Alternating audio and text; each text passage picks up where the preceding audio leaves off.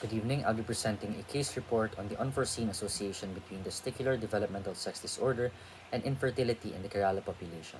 Insights from advanced genetic diagnostics and molecular analysis. Now, to give you an overview of my presentation this evening, we'll be first discussing the background, followed by the case history, novelty, consent, ethical practice as per standard of care, conclusion, and then references. Now let's first begin by defining developmental sex disorder or DSD, as well as 46XX testicular disorder.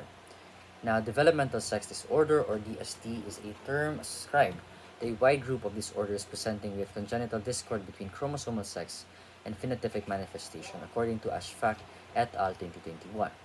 Now, as we've learned in our previous classes, our genotype has a great bearing on the manifestation of our physical trait. Now, in the case of DSD, there is a incongruence between our genotype and the manifestation of the sex trait. Now, one example is 46XX testicular disorder. The X chromosome carries a portion of the Y chromosome, particularly the S or I gene, as a result of a recombination between the distal portion of the short arms of the X and Y chromosomes during male meiosis. These individuals develop male genitalia in the absence of the Y chromosome. Now, in the case of XX testicular disorder, there is an exchange of parts between the Y chromosome and the X chromosome. Particularly, the S or I region found in the X chromosome will be transferred to one of the recurring X chromosome, thus forming this disorder. Now, you'll be learning more of this disorder as we go through our presentation. Moving on to the case history. Our patient demographic shows a 29-year-old male who is infertile and has a height of 170 cm, a weight of 75 kilograms. Patient history shows that the patient has no history of smoking, alcohol consumption, tobacco chewing, orchitis, STDs, psychological and endocrine disorders, as well as no history of infertility within the family. Now, these risk factors are often associated with infertility. However, in the case of these patients, these factors are seemingly absent. Now, clinical findings show that there are no signs of palpation of testes, acute orchidism, testicular torsion, and changes in his extremities. Now, these factors are indicative of infertility, yet the patient does not have these manifestations. The patient has normal male secondary sex characters, and the patient has observed gynecomastia and hypospadias. Now, gynecomastia is the enlargement of the male chest, and hypospadia is when the urethra opens on the underside of the penis rather than the tip. Now, further analysis was performed.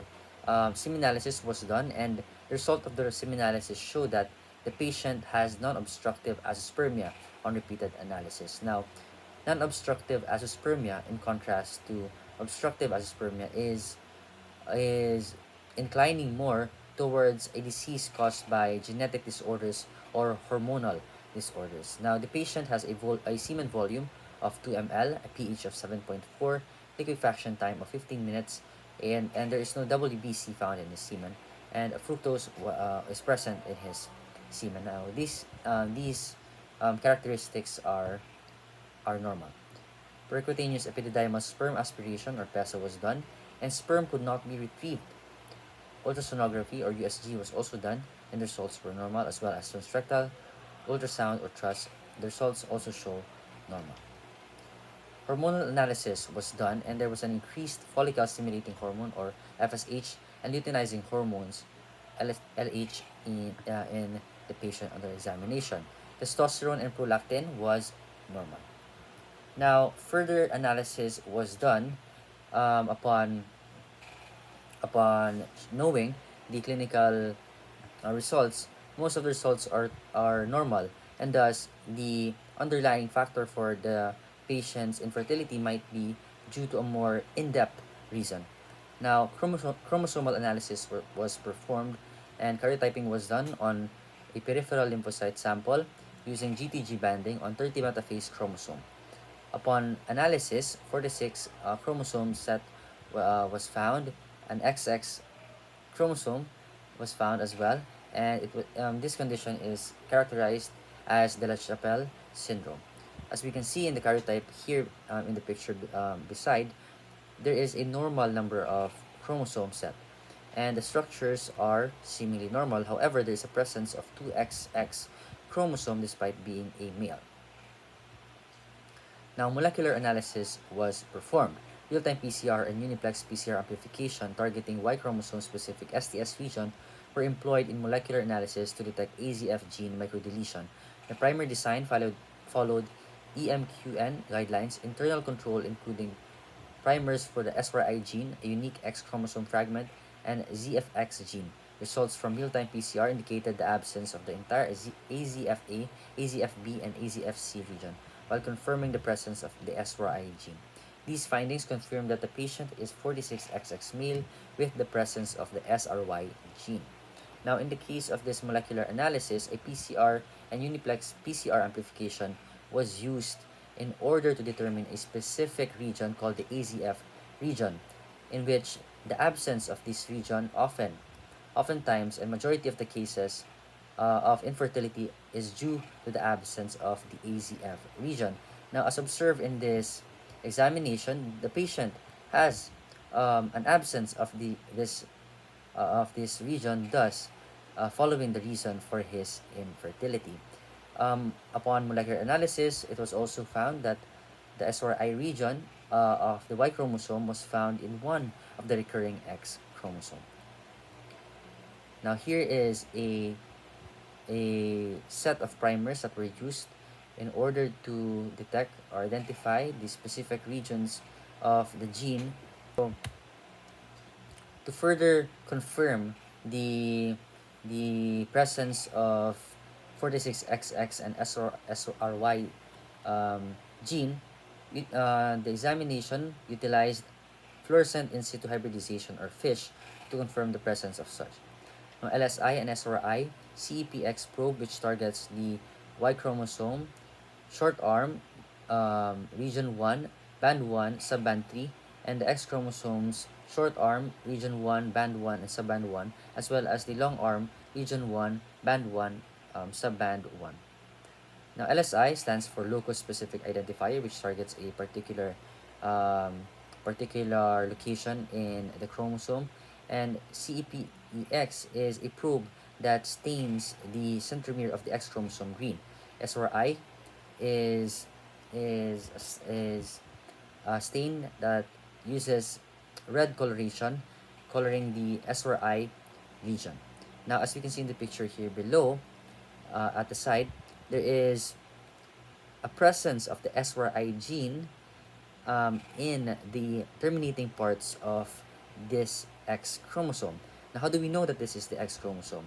Now, we see here the color of the centromeres are green, thus connoting to the presence of an X chromosome because of the CEPX probe.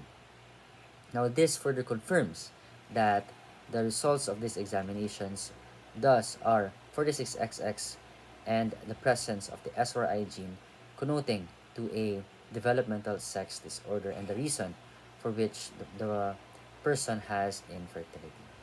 Now, novelty states that the prevalence of 46XX male syndrome is rare, highlighting the significance of molecular cytogenetics in diagnosing such genetic defects, especially when physical examinations appear normal. This case study underscores the broader application of advanced scientific methods beyond disorders of sex development, emphasizing the need for more research on genetic risk factors and improved access to genetic testing services. Consent. The consent of the patient was rightfully acquired, and ethical practice as per standard of care. Methods were done in accordance to ethical practices following the standard measure for care. In conclusion, this case reports on 46 XX male syndrome underscores the critical importance of advanced diagnostic methods such as molecular cytogenetics, karyotyping, and in accurately diagnosing genetic disorders. It highlights the complexity of diagnosing, especially when physical examinations are inconclusive, necessitating a molecular level approach. The study also emphasizes the need for comprehensive clinical evaluation, precise genetic testing, interdisciplinary collaboration, and further research to understand genetic risk factors. The correlation between 46XX testicular disorder and infertility is notable, as the absence of genes necessary for semen production contributes to this condition. Addressing challenges like rarity, resources limitation, and ethical considerations in genetic testing is crucial for improving patient outcomes and Advancing Genetic Medicine. Now, here are the references of my presentation. Thank you for listening.